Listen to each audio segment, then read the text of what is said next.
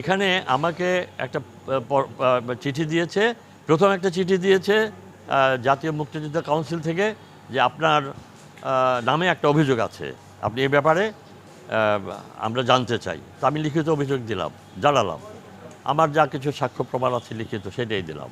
আমার মুক্তিযুদ্ধের state number সেক্টরের সাব সেক্টর কমান্ডার জেনারেল নাসিমের একটা লিখিত দিলাম, আরও অনেকেরই দিলাম। তারপরে আরেকটা চিঠি দিলেন যে অত তারিখে এখানে আপনার বিরুদ্ধে যে লেখা হয়েছে সেই ব্যাপারে আমরা আপনাকে ওই আমাদের সম্মুখীন হতে হবে।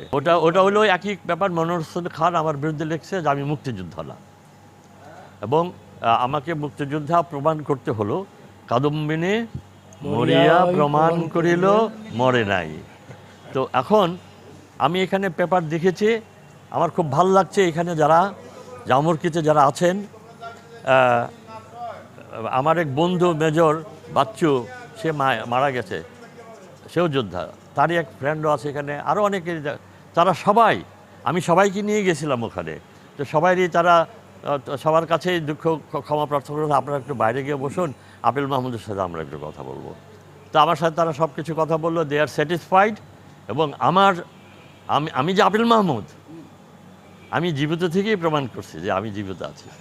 আজকে এই জামুকের কমিটি, পুরা কমিটি আমার সামনে এসে আমার কাছে তারা সরি বলেছে যে এটা তারা আশা করেনি।